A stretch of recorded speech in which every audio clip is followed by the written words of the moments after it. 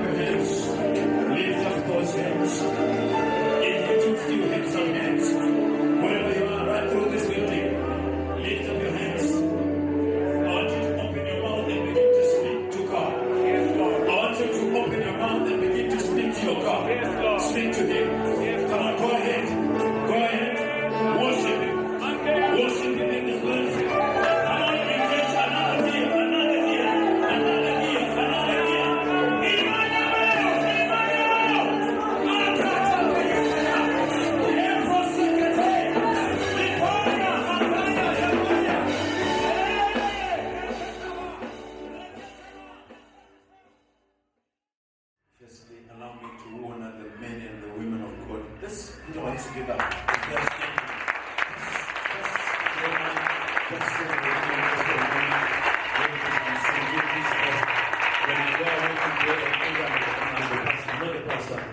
I'm not the pastor.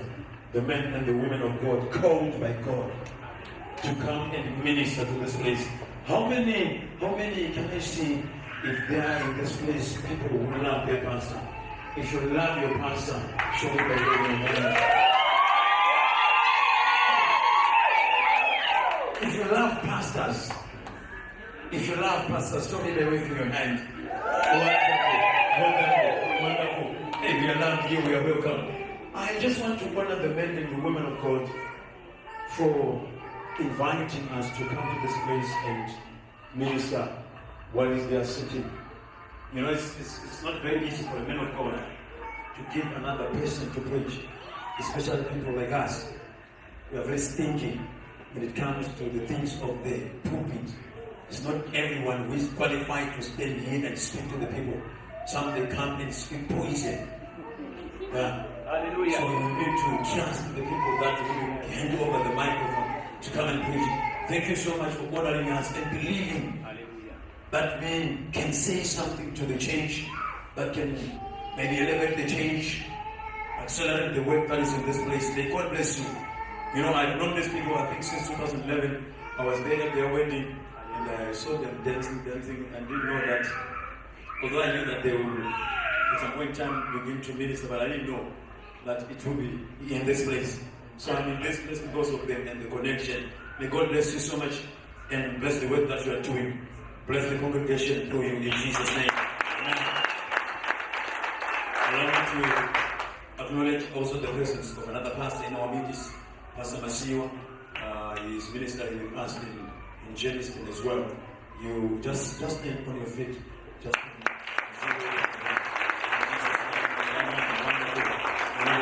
allow me to welcome the leaders, my colleagues, my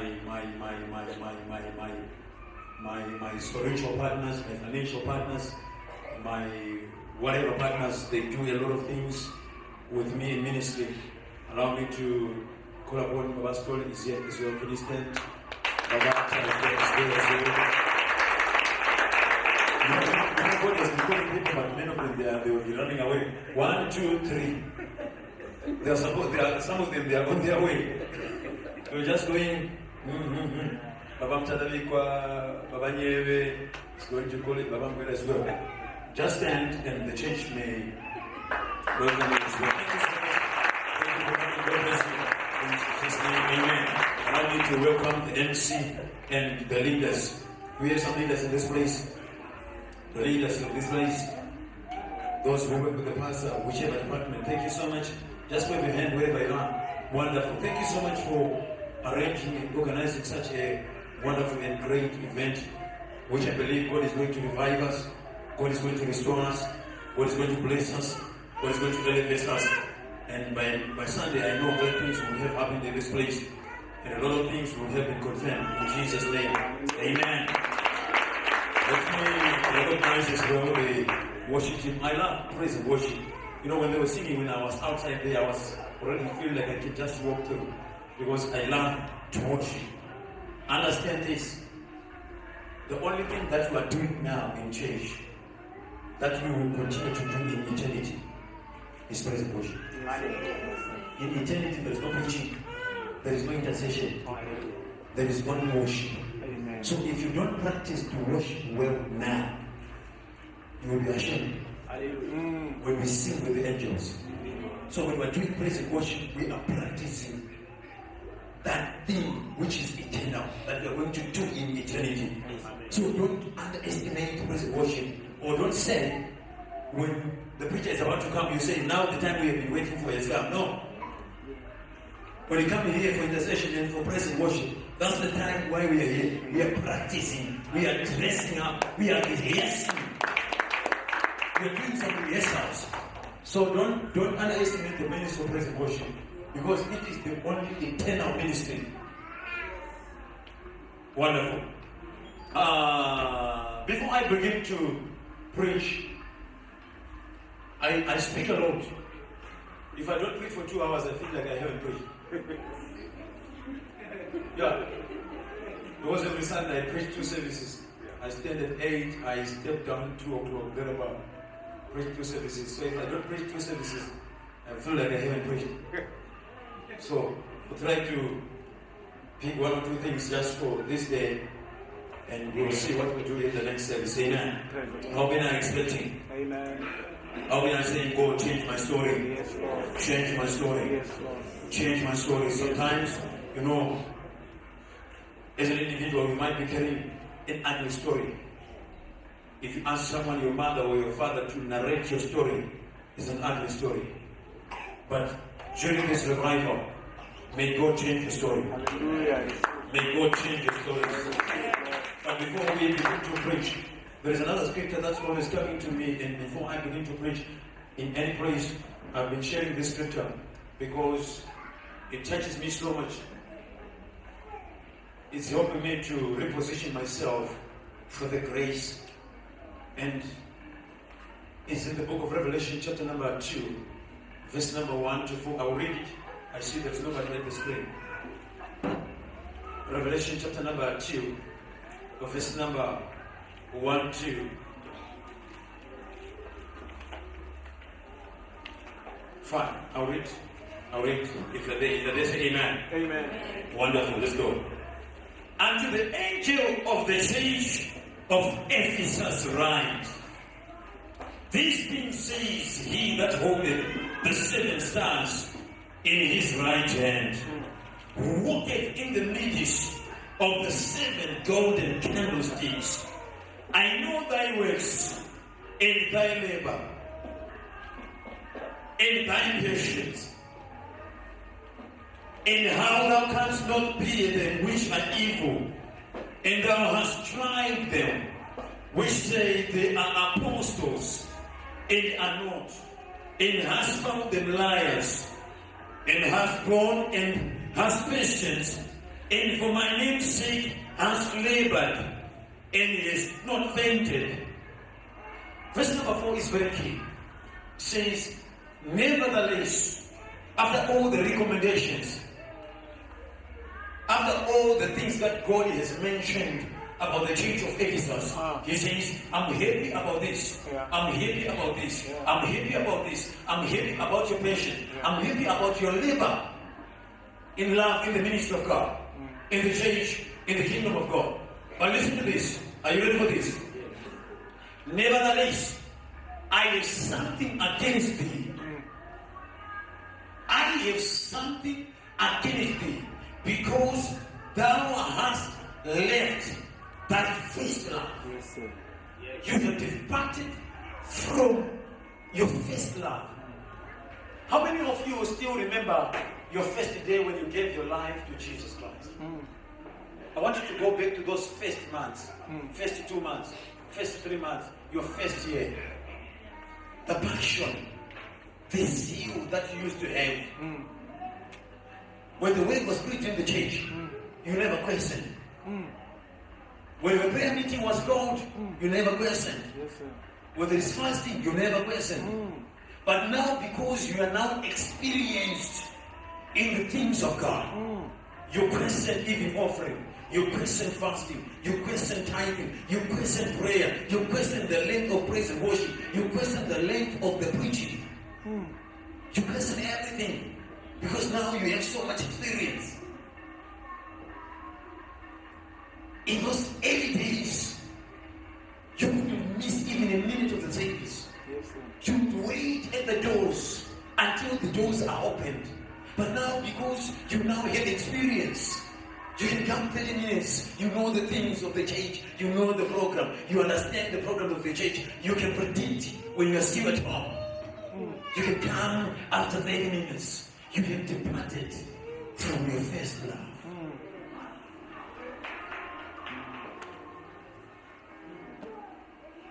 Revival is about being restored to your former original position. Now he says, you have left your first love. Remember therefore from whence thou art fallen, and repent and do the works, or else I will come unto thee quickly, and you will remove thy candlestick out of his place, except thou repent. Then I feel like preaching upon this scripture. You know, I grew up in the rural areas. I would walk 20, 30 kilometers going to the church. But because now I have money, I can drive cars, I feel like going for 30 kilometers, the church is 30 kilometers too far, but I'm driving. But I used to walk on feet. I used to wake up early in the morning, Sunday morning, 6 o'clock. The church is starting at 11 or 12. We walk for 2 hours in the bush. We walk on the road, in the gravel road. When you're about to get to the church, you get some branches on the tree and you wipe the dust. You get into the church. When the word is being preached, the tears they come down, you are quick to repent. But because when you get so much experience and you are used with the tunes and the songs of the church, you can just do as you wish. You question everything. I want you to go back. Stand with me for the next 3 minutes. Yes, sir. I want you to go back to those early days when you gave your life to Jesus. You came to the altar or you cried. You wept, you repented. But these days you can do anything and you can still continue to worship. Give me some music. I preach with music. Because I'm a worshiper. But I want you to remember, recall those days. The things that you used to do.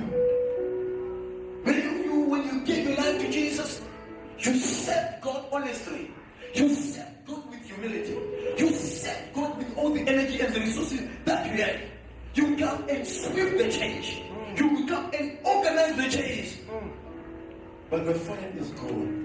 I want you to lift up your hands wherever you are and say, Lord, in this revival, Yes, Lord. restore that heart. The heart that longs for you. You will say like David, as the deer panted after the water brook, so does my soul before thee. I want you to pray for the next 3 minutes for the restoration of the heart. Come on, pray.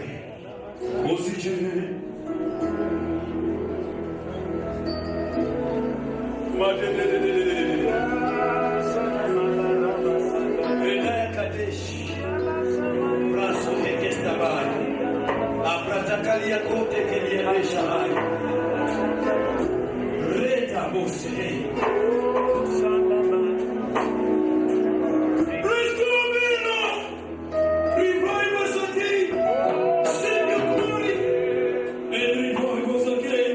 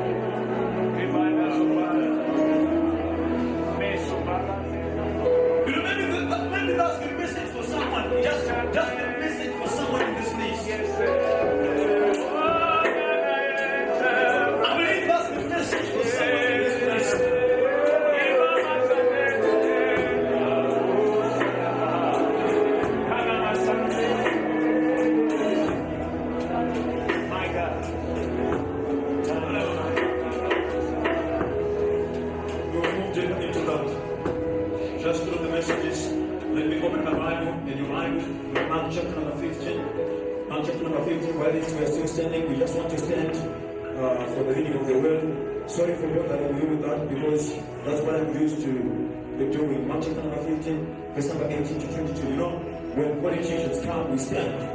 We ululate, we jump. But they come with empty promises. They promise to build bridges where there are no rivers. Yet we stand and we put some maids before them, we give them the red carpet welcome. But we need to stand and honor the reading of the word. Because the word of God is true. And the word of God accomplishes what it says it shall do. You know, I love this place. I see big keyboards. I see powerful PA system. I see big cameras. Everything is in place. I feel like staying here. Mark chapter number 15, verse number 18 to 20. There we go. You and I. Check your neighbor. Do you have the Bible? Just see for me if you're standing next to your person without a Bible, just show me by one of your hand.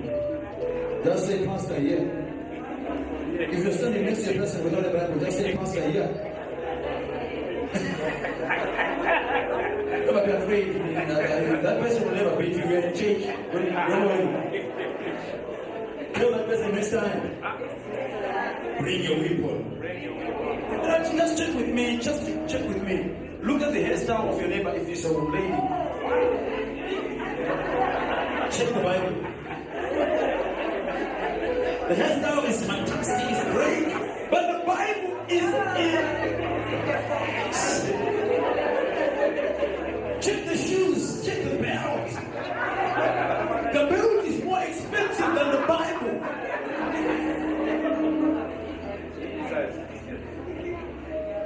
Mark chapter number 15, verse number 18. There we go.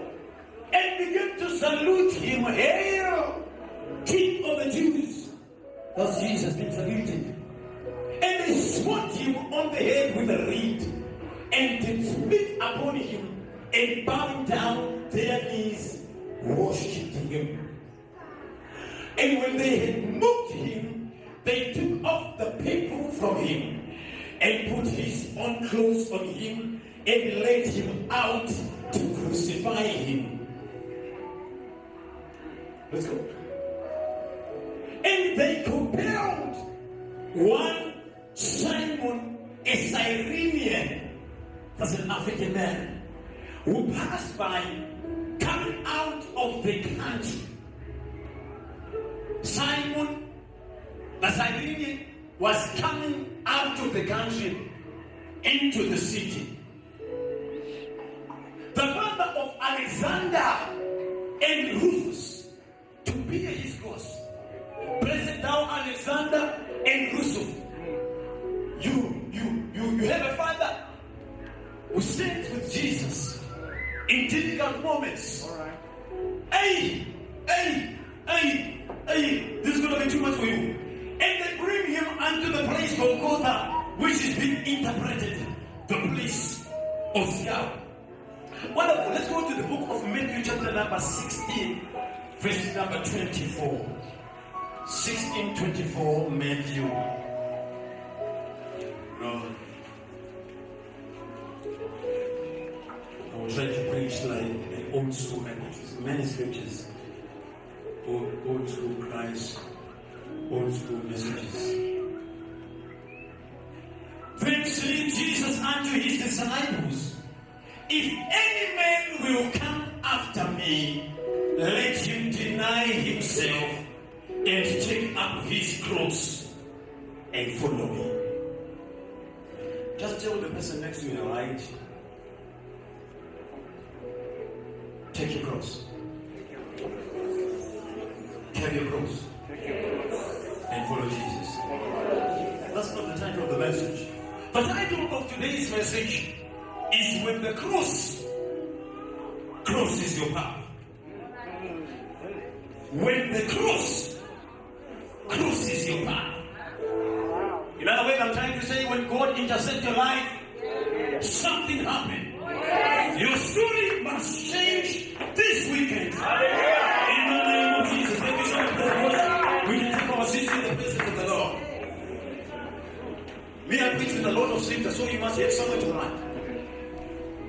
I preach with a lot of scriptures. I'm a going preacher. So you read me saying number 1, number 2, number 3, number 5, number 2A, 2B. You need to get those things right and you digest those things when you go on. Remember. When God called Moses into the heavens, into the mountains, he says, I want to speak to you. I want to give you something. I want to give you a revelation. And the revelation was only 10 sentences. 10 sentences. But he requested Moses to bring someone to write. 10. Do not kill. Shall not commit adultery. Love your neighbor. You shall not worship another God. 10 statements. Then he says, bring someone to write. And when it was broken, bring another. He gave you the first. The second, because you broke it, bring someone to write. Imagine if 10 statements need someone to write. What I'm going to say. If, with this thing, it's loaded. There are about 6-7 slides that we need to go through. So you gotta contain that in your head. So, when the cross is your path. But remember, we come humbly before you. We are not here to dictate. But we are here to share with you our experiences. We are here to share with you the revelation and the things that God has placed upon us as a church, as a ministry, as fellow brothers. We are not here to instruct or to detect. And we are here to learn as well from you. As we are going to fellowship with you, we believe we are going to take something. All these men, they are here to see how you do things. And we take some things and we implement them in our own way. Wonderful. Now, there are important events in the Bible that every believer, every Christian must come to understand. Those things, they must be at the back of your mind as you walk with Jesus in this way. Now, if you know and you understand those things, there are some challenges that you can just overcome so easily. Because when you use the experiences of other people, the experiences of Jesus, they help you to overcome challenges, current and present challenges so easily. So, the first event as a Christian that you need to understand, you need to know and understand the birth of Jesus Christ. The birth of Jesus Christ is a miracle. The Bible says in the book of Isaiah, he came out of a dry ground like a shoot, like a tender plant. How can a tender plant come through, break forth, dry ground? That's a miracle on its own. That's a miracle on its own. So, the birth of Jesus Christ is a miracle on its own. When you think about your Savior, when you think about Jesus, he came on earth because God wanted to accomplish something. But what he wanted to accomplish is a miraculous thing. So he had to come through a miraculous way. So we are not saving an ordinary man. If I would see, if you are in this place, you say you were only born, you are a product of a woman. You don't have a father. If you say you don't have a father, that's only by raising your hand. So I'm talking about a man mentioned in the book of Hebrews without father. A miracle, which means God does not need those ingredients that you think of for him to do a miracle in your life. How many believe that? Yes, sir. Because I'm speaking strange things here. God does not need those ingredients that you think he needs to do a miracle in your life. Remember, with a Mary and the Holy Spirit, Jesus was born. Without a Joseph, Joseph is not the biological father, neither. He is just a custodian, a guardian. But he was not included in the equation of the birth of Jesus Christ. When I think about the birth of Jesus Christ, what comes to my mind is God can do anything without the ingredients, the channels, the steps that human beings believe. Yes, sir. In case I didn't make this announcement right, I believe in miracles. Yeah. I believe in miracles. If you don't believe in miracles, you need to go out of the church. Because the church itself is a miracle. Yes, sir. You can't believe in miracles and you are staying in the house and the people who believe in miracles. The church is a miracle organization. It's an organism. It's a miraculous organism. Where have you seen in the history of man an organization thrives in the killing of its founders? Where in the history of man? We walk in miracles. We speak miracles. We eat miracles.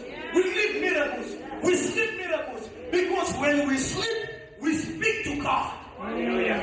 This body is sleeping, but the spirit is communicating with God. Now, let me move away from that. That's not where my message is. Number two, the life of Jesus. Those are events, important events.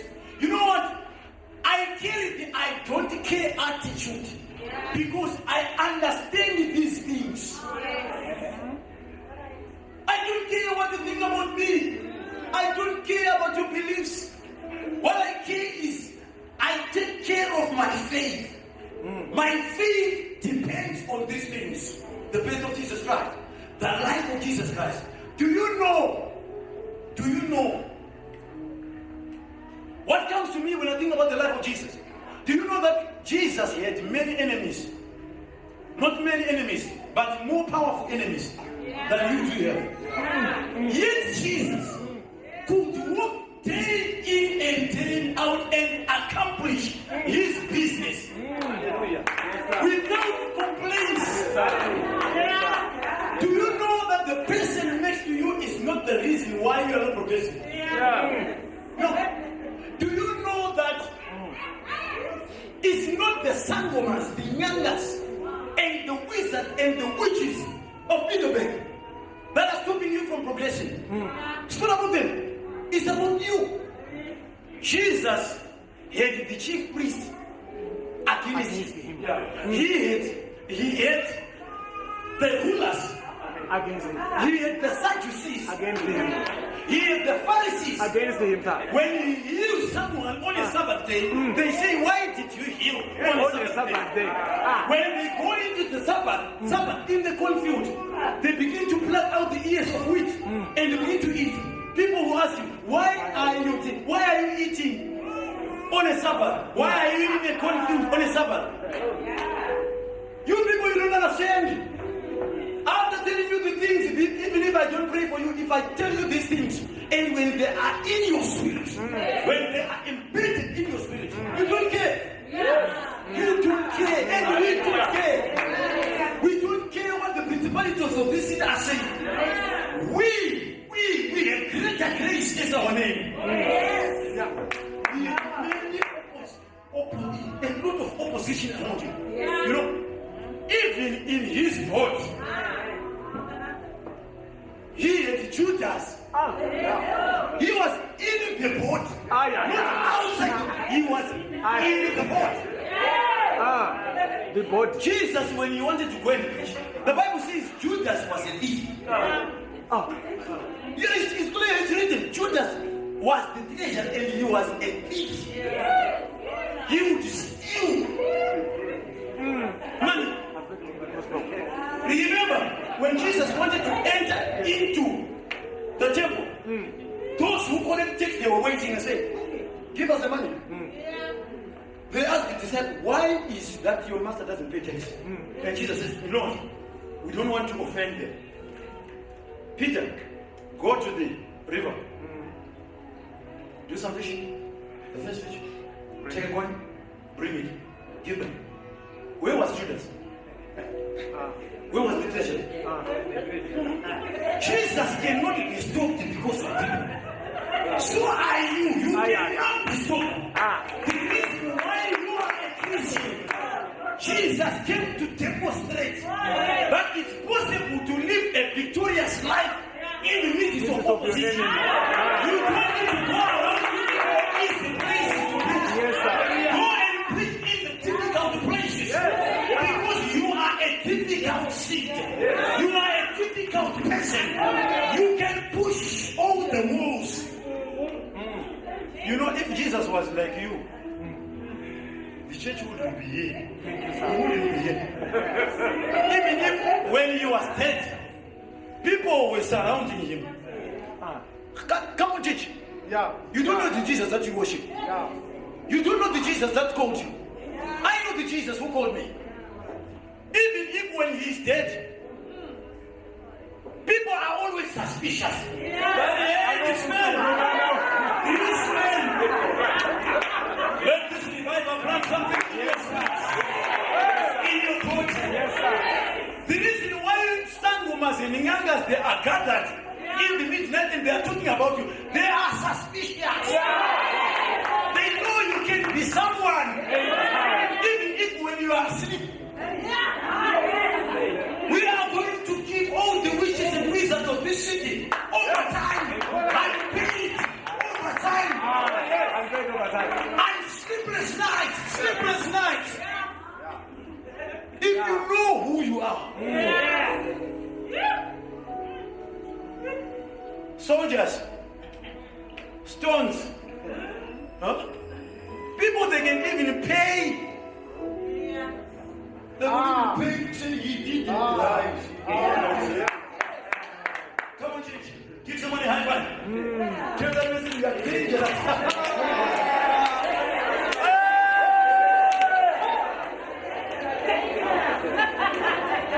Do you know even if when you are dead, when the anointings are upon your life, you can still perform miracles? Yes, sir. You don't need to Bible, you people. Have you ever read about the man called Elisha? Elisha, he being dead, he raised another gentleman.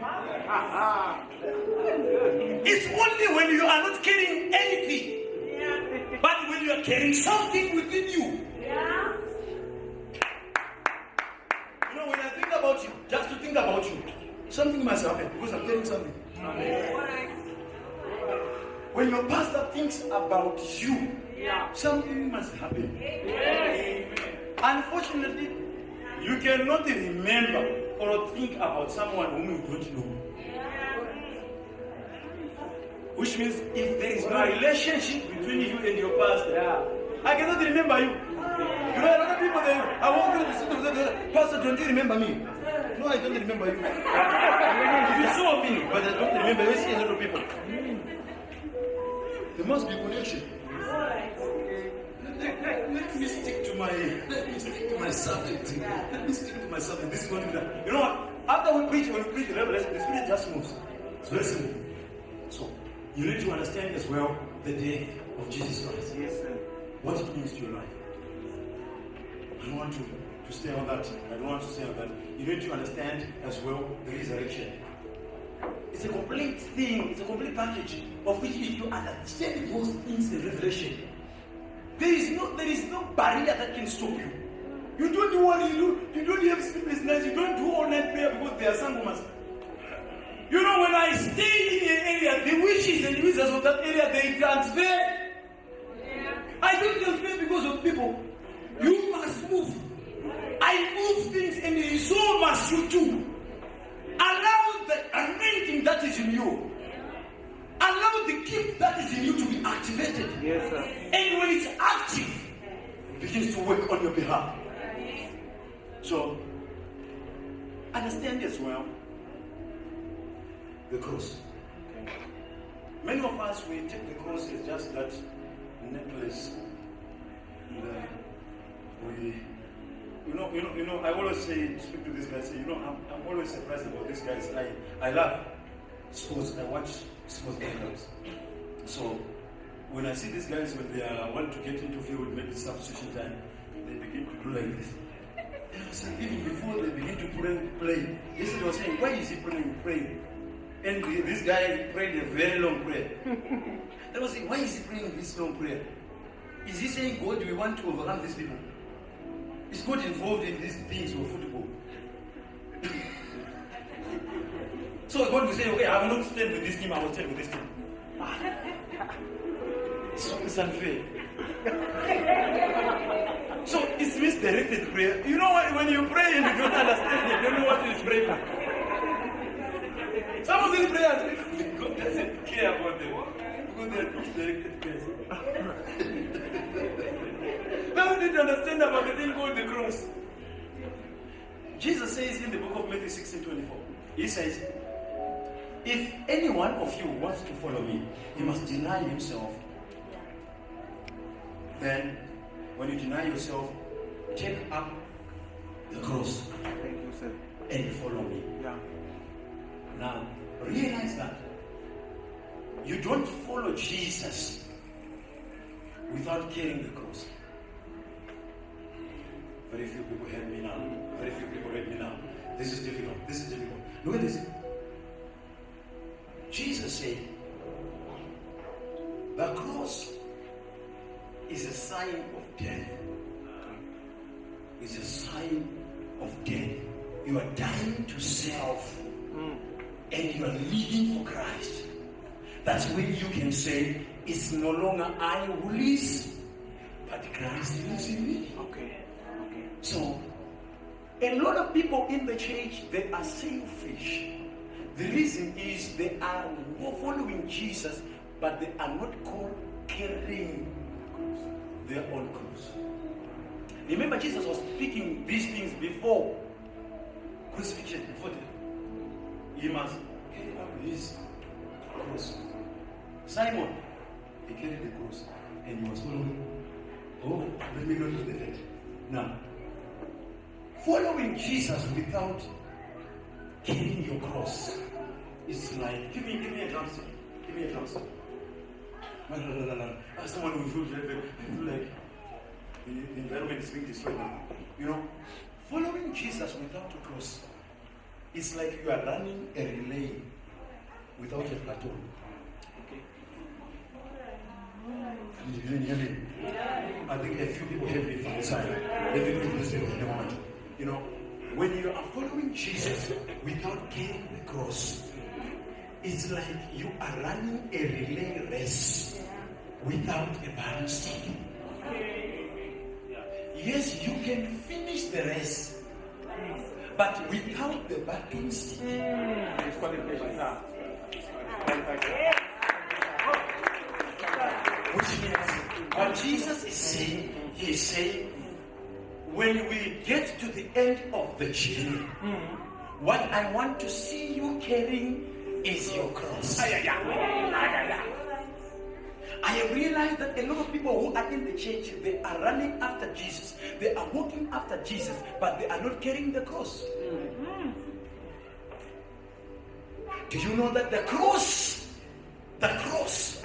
redefined the history of man? Realize that we were destined, we were doomed, we were destined to perish. But because of the cross of Jesus, we are what we are. We are here because of what happened on the cross. So when you don't carry the cross, your life cannot be redefined in Christ.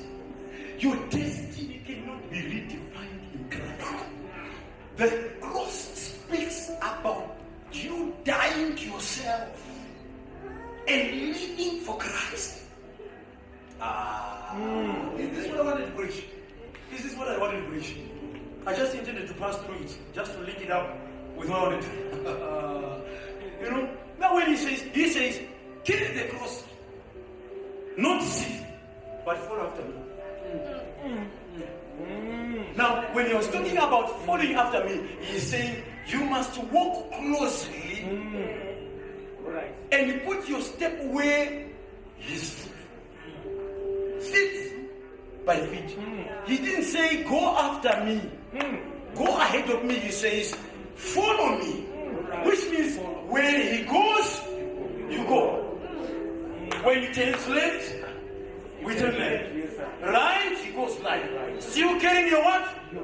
The moment you put down your cross, selfishness and pride creeps in. That's it, sir.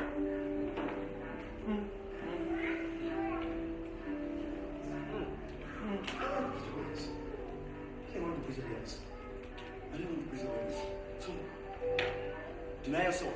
Carry the cross. Check your neighbor. Ask your neighbor, are you carrying the cross? Are you carrying the cross? When the cross is your body, you see it. Oh, you feel it. You see it. Now, my Jesus, my Jesus, my Jesus, my Jesus. Let me try to. Now realize, when Jesus was about to die, or throughout his life, the devil was trying to block the death of Jesus Christ. The reason why he was trying to block the death of Jesus Christ, he knew that when Jesus died, you and me will be liberated. So in many ways, the devil came in many ways trying to block the death of Jesus Christ. Let me prove this to you. So, remember as well that the death of Jesus Christ was not an afterthought. No, it was not an afterthought. The death of Jesus Christ, the Bible says in Revelation, the Lamb of God which was slain before the foundations of the world, which means God saw it and he prepared a rescue plan. And the rescue plan includes the death of Jesus Christ and the cross. Now.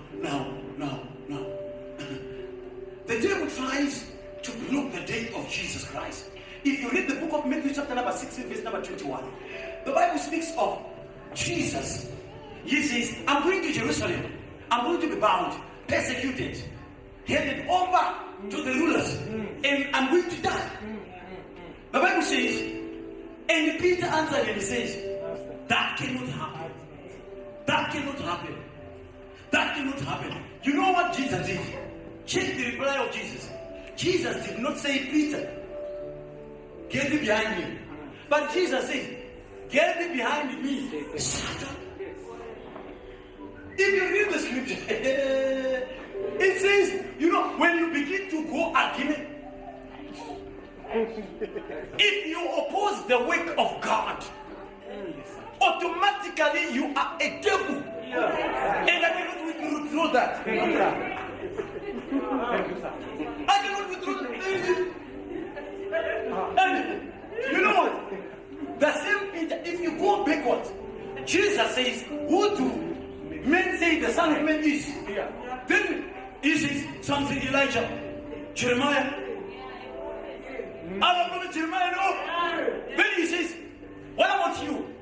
And Peter says, you are Christ, the Son of the living God. And Jesus says, blessed thou art Simon Bar-Jonah, for flesh and blood is not revealed unto you, but my Father who is in heaven. Then he says, I'm going to Jerusalem to be bound and be crucified. Then he says, he cannot. It will never be. Get me behind me, devil. Thank you, sir. Do you know that the devil can come through the person whom you know, trying to obstruct, to divert you where you are supposed to go, you know, and the Spirit is telling you that. But your neighbor, your close friend, your benchmate at the church, when the Spirit tells you, you must give this offering, you speak to someone and say, what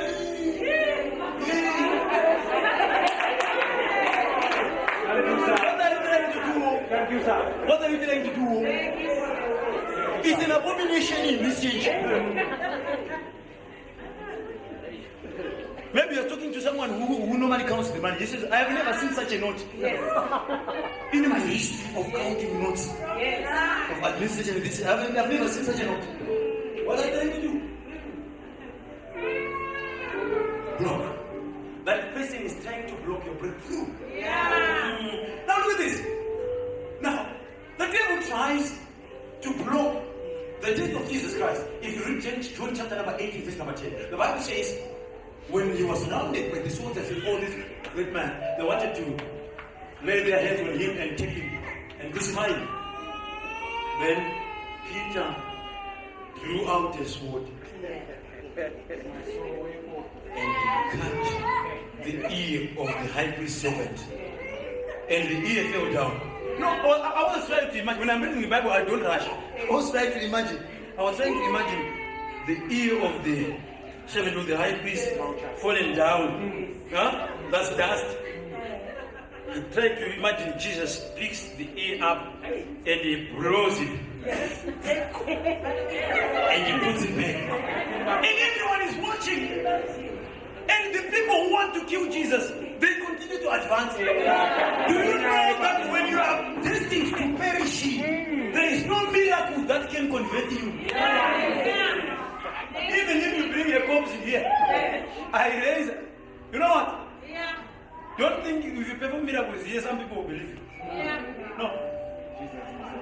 I have people whom I have raised. They are children from the dead.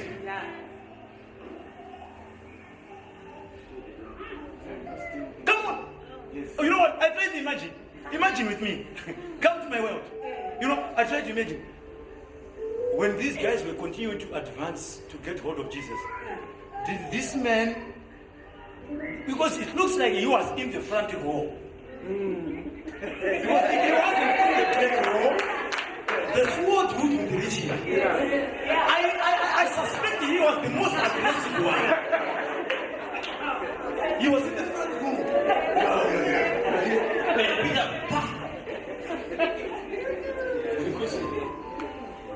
I tried to bet maybe he went back home. He abandoned the mission. But some continued.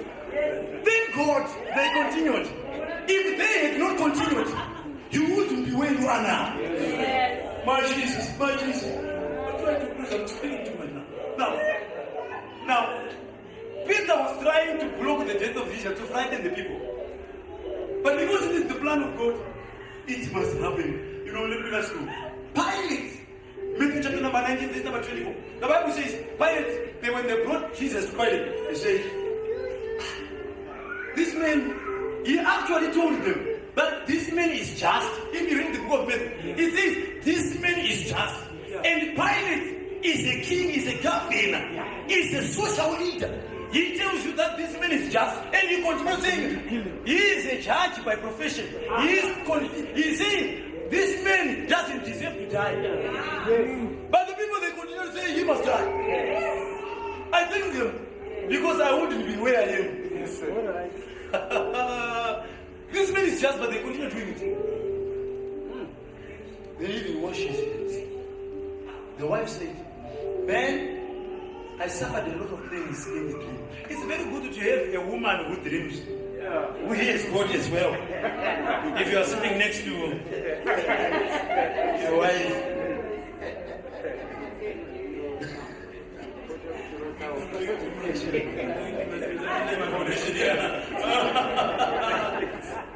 Chief priest.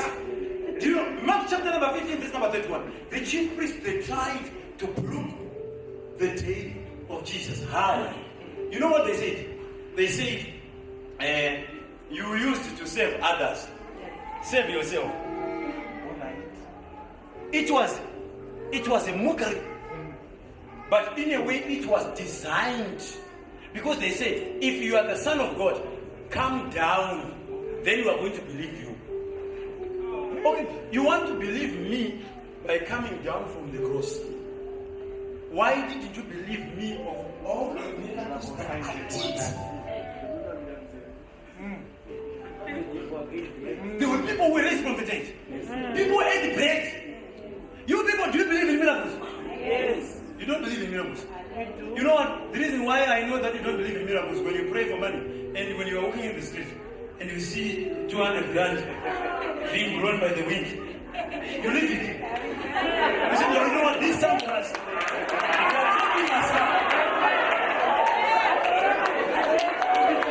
You know, many of you, a lot of these nowadays Christians, they claim they have more faith than the Israelites. How many of you, when they were crossing the Red Sea, would walk through the waters? What are these? What are these? And you go through. Many of the people in this Would you have said Moses? God, we are staying here. People of God, when we are talking about miracles, we are talking about something which is beyond human comprehension. Something which cannot be proven. Something which cannot be taken into a laboratory and tested. Oh my Jesus, oh my Jesus, oh my Jesus. So, now, the Bible says, let me try to close. 20 minutes. Maybe I'll close.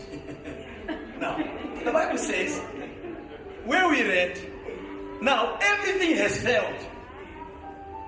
The Bible says, Mark chapter number 16, it's 15. So, yes. It says, now, when they were ready to crucify him, they took him and they were going out of the city. I was privileged. I went to Israel and I walked the way in all the places. Do you know, you people, before you spend money on all those funny things and hairstyles, just make some savings and go to Israel. The way you worship and your faith will change.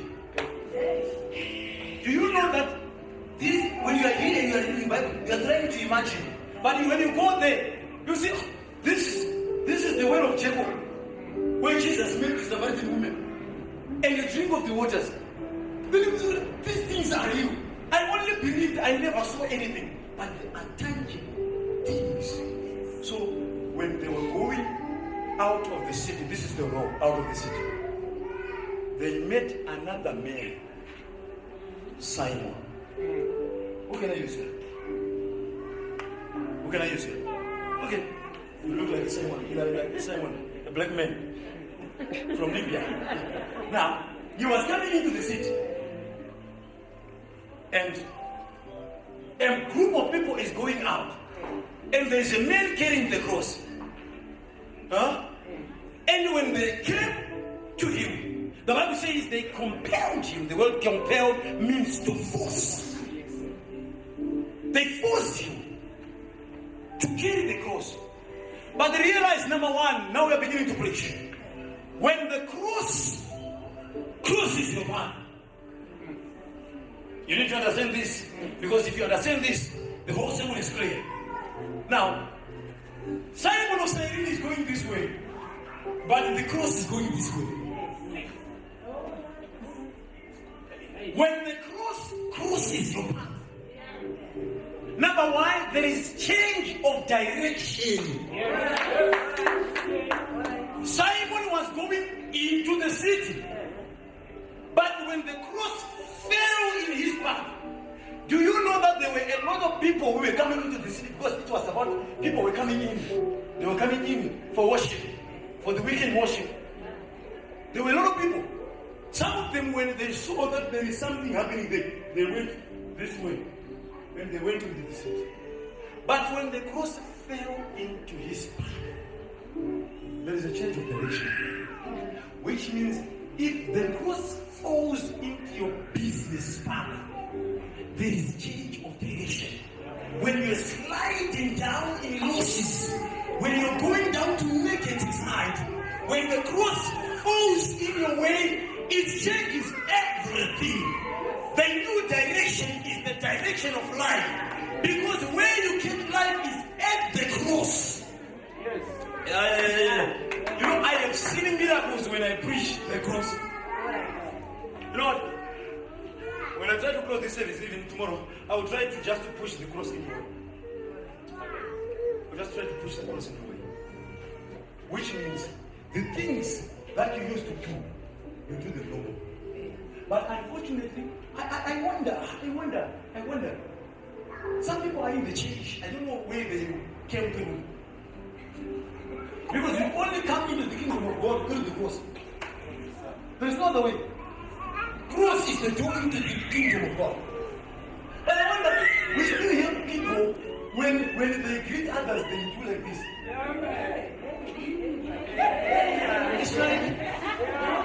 It's like they are selling. You have to pay them to greet them. You know, when you come close to them, you try to speak to them, you greet them. They pretend to be like beasts on the phone. But when someone comes close, oh, then you are stuck.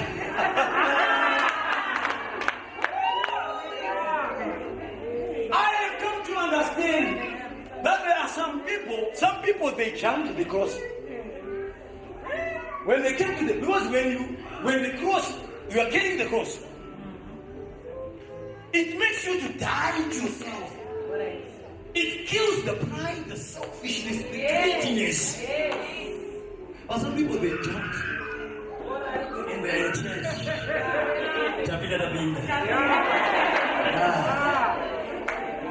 Because cross brings pain. So when the cross falls into your path tonight, something must change. The way you speak must change. The way you think must change. The way you dress must change. Come on, change. Come on, change. Things must change in your life. There is no man, I read the Bible. When the cross comes in your way, you see. You just rush through in a moment. Let me rush through in a moment. I'm running out of time. But my question is, what manner of man is Simon of Cyrene who helps God? Jesus, if you've seen him, you've seen the Father. Okay. Had it been that there was no man like Simon, crucifixion was impossible. Realize these guys, they were running out of time. They wanted someone to accelerate the crucifixion.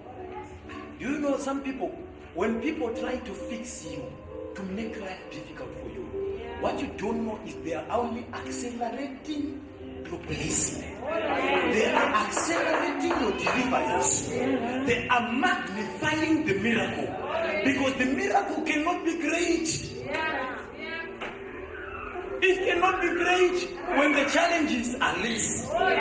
But when they make it more difficult, the more bigger and greater and brighter the miracle becomes. You know, Daniel, Shadrach, Meshach, and Abednego, these guys, when they were throwing fire, the other one in the den of light. You know, it wouldn't be a miracle if the fire was not multiplied by 7 times. It wouldn't be a miracle. But it became a great miracle because they tried to make life difficult for you. Now, what manner of a man is Simon of Cyrene who helps God in his assignment? When Jesus was going down, he couldn't proceed with the mission. Do you know that if Jesus would come and do all these miracles and he failed to die and resurrect, the mission wouldn't be enough to deliver us? Which means when I see Simon of Cyrene, thank God for the black man. Thank God. You know, I preached this message in one community church. So I was saying, you know what? Thank God for the black man. Because Simon of Cyrene comes from Libya, in Africa. Black man. I would think if it was another race helping Jesus. Just imagine. You wouldn't be allowed in church. But very few people talk about that. I speak about that. Because I'm proud to be black. Yes. Now, what manner of man is Simon of Cyrene? Do you know what? I'm looking for some Simons in this place. When the church is going through difficult challenges, difficult seasons, they carry the burden and help the church to the next level. Do you know when God wants to bless you, He allows some struggles, some shortages in the church, in the kingdom, just for you to act. Do you know that we are preaching about Simon of Cyrene now? Years after he has done something. Yes, sir. There were some people going in and out, but we don't mention them because they did nothing. But now we speak about him. Because he carried the burden of the church. Oh my Jesus. Oh my Jesus. Oh my Jesus. So, when God is looking, wants to accomplish some purposes in the church, He's looking for people who are ready to carry the cross, to carry the burden.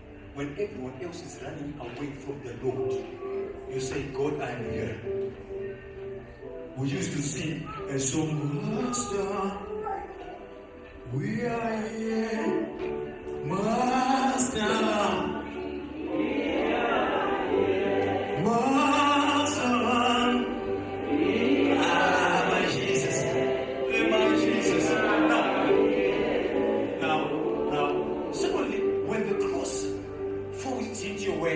There is deliverance. Deliverance.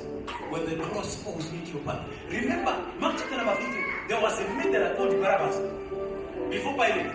The Bible says, Pilate says, he had a culture, a tradition, that he must release one and punish one. Then deliberately, he brought a more evil and wicked man called Barabbas. We committed insurrection, uprising, revolt. The Bible says that then he made Jesus to stand here and Barabbas here. Then he said, whom shall I release amongst these two? Then they said, Barabbas, Barabbas, Barabbas. Do you know Barabbas is blessed? Because his issues were dealt with during the times of the cross. Amen. Had it not been the cross, if it was any other day, Barabbas would have been killed. But Barabbas was saved because of the cross.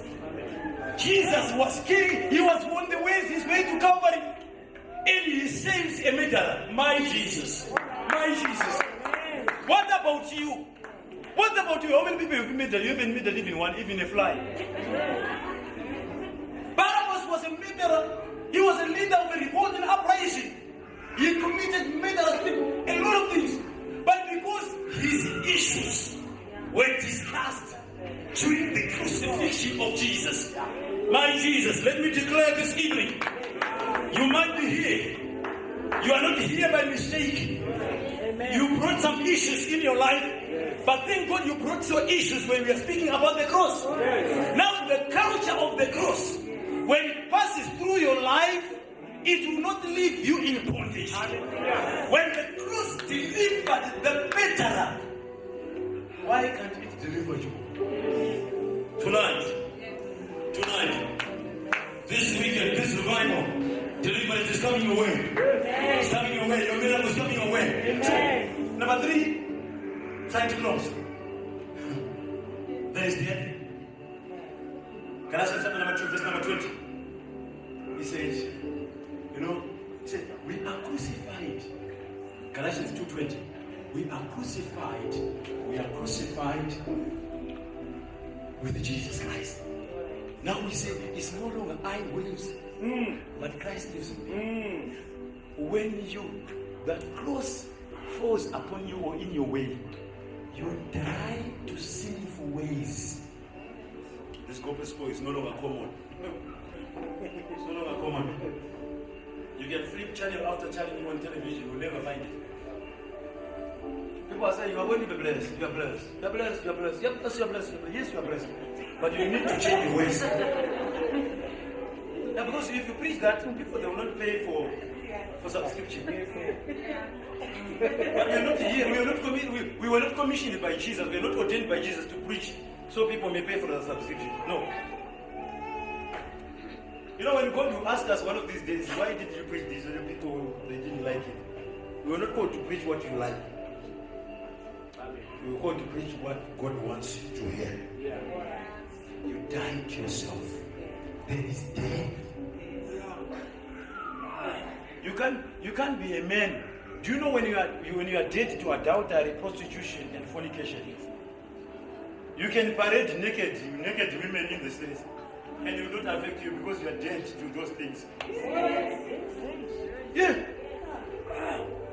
Even if you take some food and put it in front of a corpse, Have you never seen that corpse eating the food? Even money, if you put money in the coffin with the corpse, you won't buy anything. The reason being is dead. When you are dead to stealing,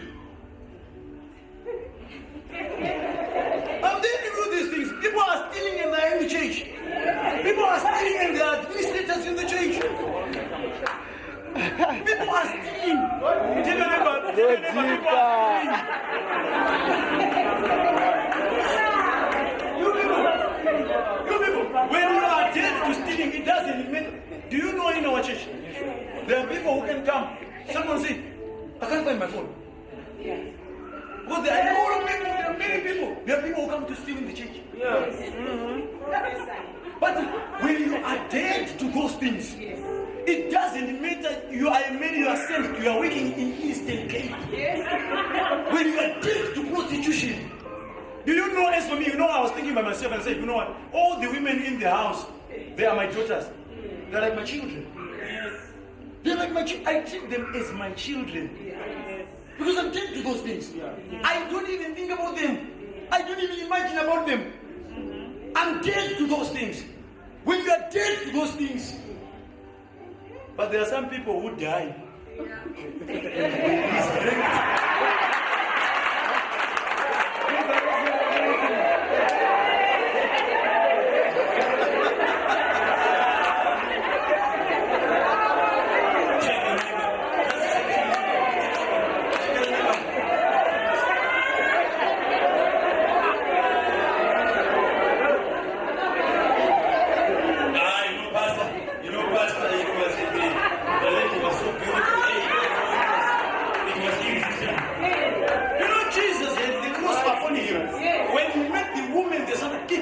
Professional prostitute at the well. Alone. Preach the word. Did you preach the word? No. She started preaching to you.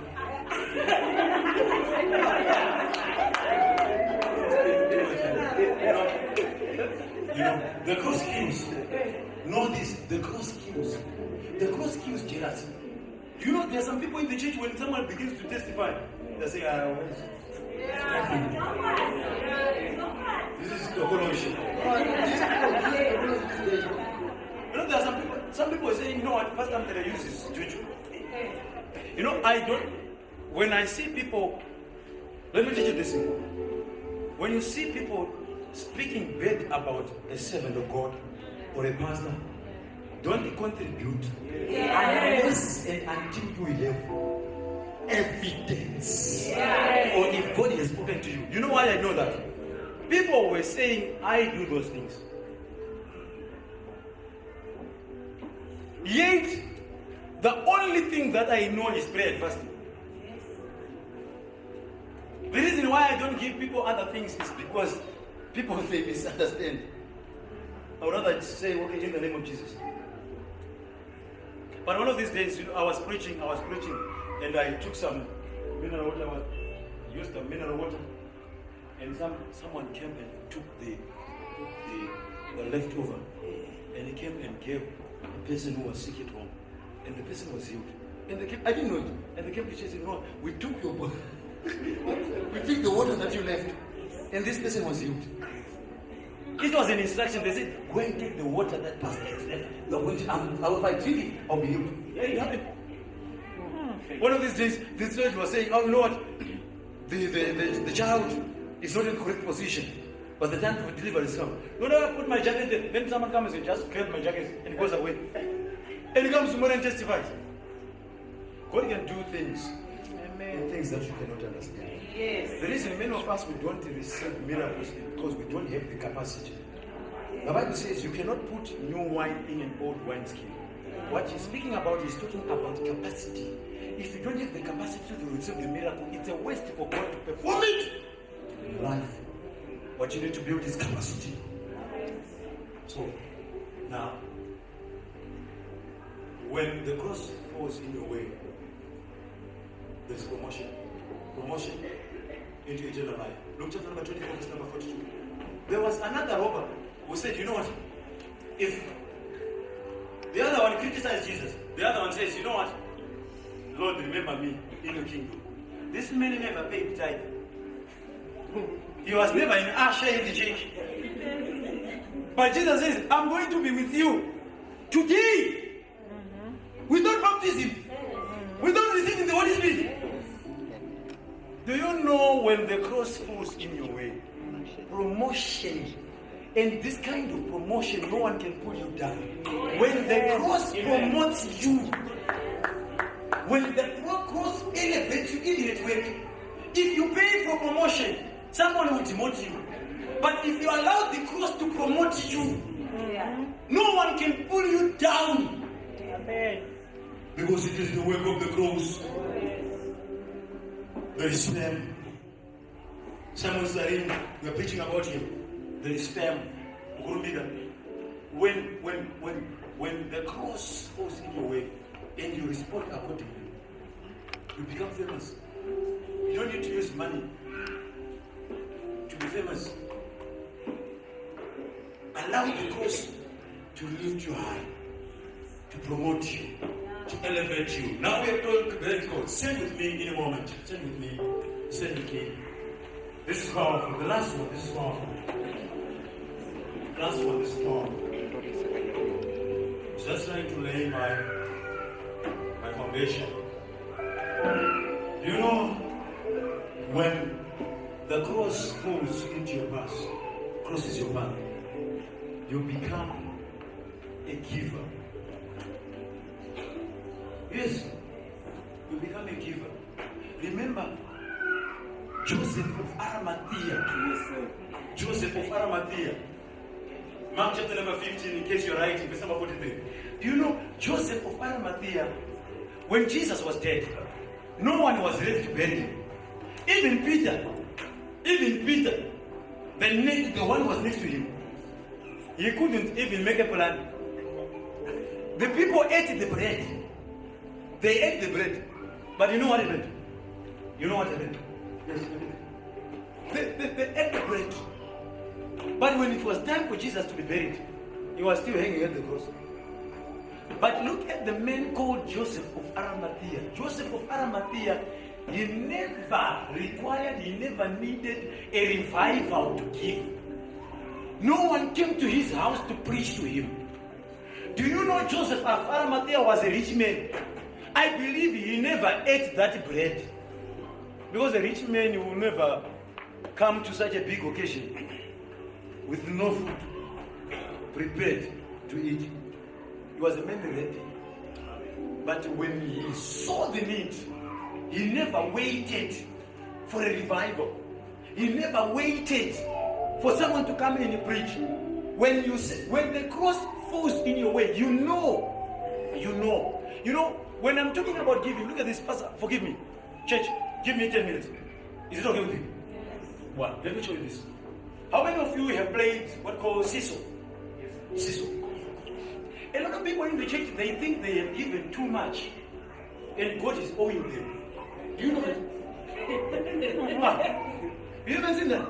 I've seen a lot of people, they come and say, no, I have given this, but nothing is working.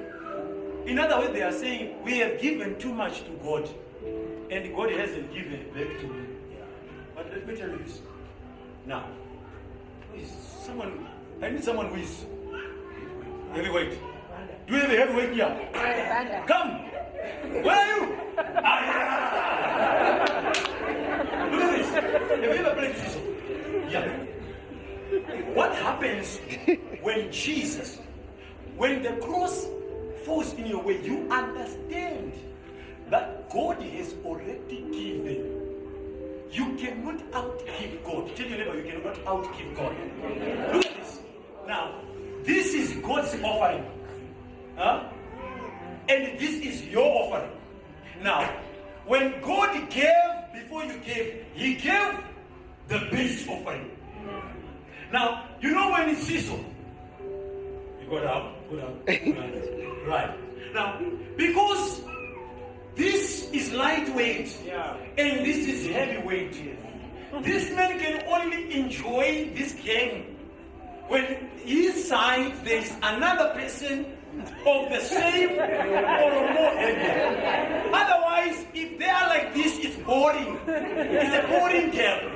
It's exciting when there are two people of the same weight. At least you must go up and down. Go up and go down. Now God has given a heavyweight offering. Then you come with your offering, your 10 rand, and you put here. Then you begin to point to God. I have given you my 10 rand. What is saying? I have already given you everything in Christ Jesus. It's unfortunate when you are not able to unpack what is in Jesus Christ. You think you have outgiven God. But this, God's offering is Christ. There is no money. Even if you give your house, you cannot point to God to say, I have given my house and you haven't done anything to me. God is still saying, I have given you Christ. It's only that you don't know what's contained in Christ Jesus. This is too much for you. This is too much for you. So when God is looking for people, He's looking for like a Joseph of Arimathea. He gives a grave. And He gets back a glorified grave. You know what I'm saying, you people? Yeah. You know, there are millions of millions there are thousands of people who walk into the grave of Jesus Christ. Now, you know what? Because of the men who went through it. Joseph of Arimathea, he gave the grave. But this grave, when Jesus returned it to him, it was a glorified grave. I'll pick it up tomorrow. Lift up your hands wherever you are. I need the cross in my life. Thank you, Jesus. I need the cross in my ministry. Thank you, Jesus. Things are not well. Maybe you're suffering from terminal illness. Illness, cancer, whatever it is. Let the cross fall into your way. This weekend, this revival. Let miracles by the cross. I receive. Miracles by the cross. We receive. I declare breakthroughs. I receive. I declare We breakthroughs. receive. Katenelele gemakorabasa. Hey! Thank you, Jesus. Lataya bakosai. Rida baba sakamai. Thank you, Jesus. Rida baba sekatesh. Thank you, Jesus. Etala makorabasa. My Jesus, my Jesus, my Jesus, my Jesus. Just one blessing before I go. Yes. Just one blessing before I go.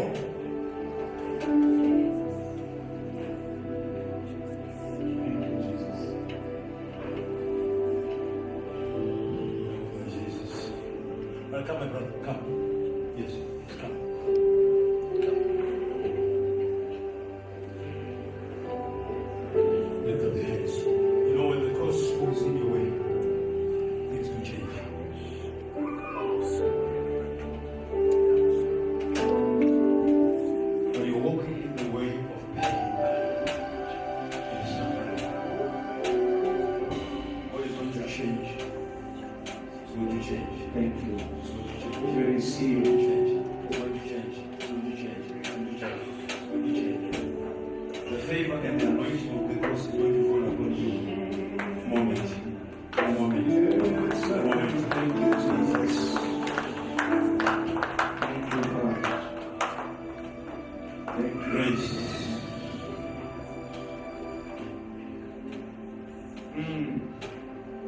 Thank you. Testify. Testify. Testimonies shall break from your mouth. Jesus. Declare miracles. Miracles. Miracles. Miracles. Miracles. Miracles. Miracles. Miracles. Miracles. Miracles. Miracles. You know, when the people around you, they look at you in your family, they look at someone who is not worthy of honor and respect. But when the cross falls into your way, now as I speak, Thank you, Jesus. and respect upon your life. Father, I confirm your word. Confirm it. Let it be. In Jesus' mighty name. Thank you. Wonderful. Thank you so much. We'll be here tomorrow. At least some more time to say thank you so much. God bless you. All I need is you, Lord, is you, Lord.